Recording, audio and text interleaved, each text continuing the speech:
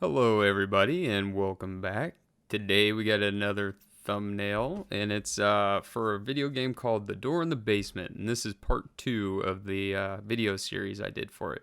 Part two slash final or finale, and I don't really want to say too much about what's going on here because it might give away some of the gameplay, and this was actually a really cool game. I had a lot of fun. I actually got scared, or jump scared, I should say, a lot from this game. It is a kind of a pixel game, but I think that is what helped make it actually extra scary. And you'll see I'm just doing my line works like usual, adding a lot of variation, especially because it is a spooky game and the potato is extra spooked out. And you'll notice this is a very simple image, which I wanted it to be. I really enjoyed this game and this image and how they both turned out. So it was all off the cuff as usual when I do my stuff. I don't do a whole lot of planning. I like to just wing it and see how it goes. And I'm sorry, but I didn't record the initial like blocking in of color phase. Nothing special happened. You just see I used a unique brush that kind of has like a snowflake, like a snowstorm kind of look. I don't know. I'm not entirely sure what the brush is. I just used it. So I'm doing my normal thing. I'm, just adding like a bunch of different colors. I see I referenced my image from the first one, so there would be color continuity between both of them.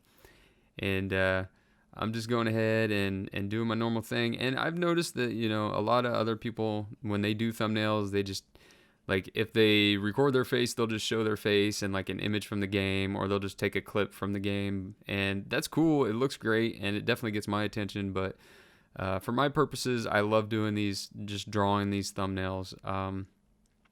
I personally want to get better at art, and this is a great way to do it. I feel like I'm leveling up constantly by doing these art projects all the time.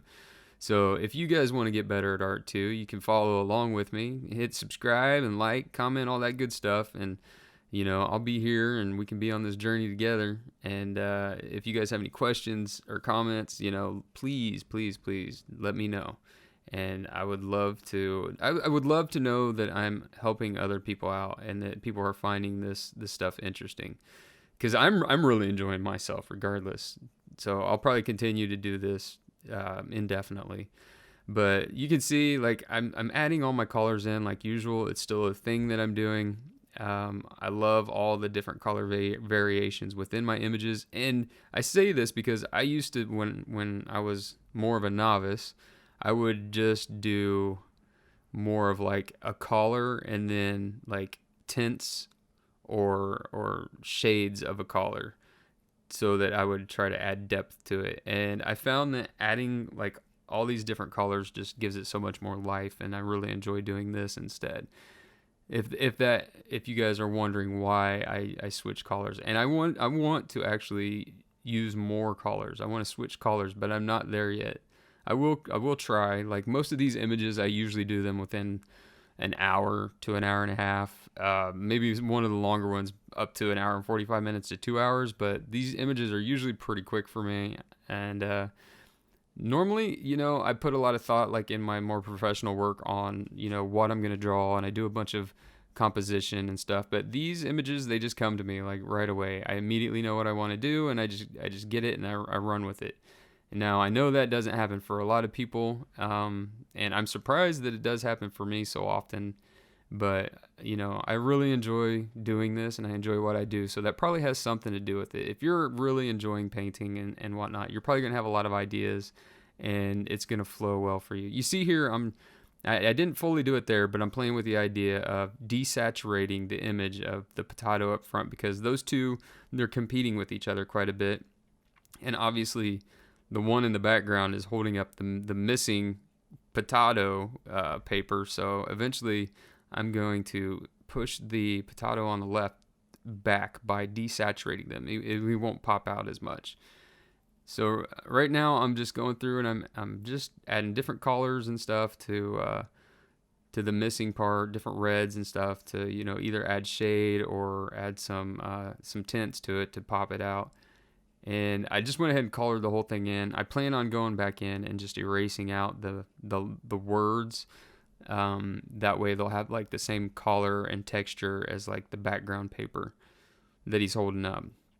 And you'll see at first I start painting it and I don't realize that I'm painting it until I'm like, wait, that all looks the same. And then I go back through and I just start erasing it out. I'm like, oh yeah, I made a mistake. Whoops. So there you see me going ahead and erasing and all that out. And I'll go back behind the layer of red and I'll go ahead and add my shadows and my highlights to the letters themselves. I just wanted them to look cohesive and blend in with the rest of the white paper. And this was a super fun game. If you guys are interested in seeing any of these games, just hop on over to Potato, which is Potahto, and you can see the videos there. They're actually, some of them are a lot of fun. I enjoy playing them. You know, you guys may or may not. It depends on what you're into. You may just like art, and I'm glad to have you here for that purpose as well.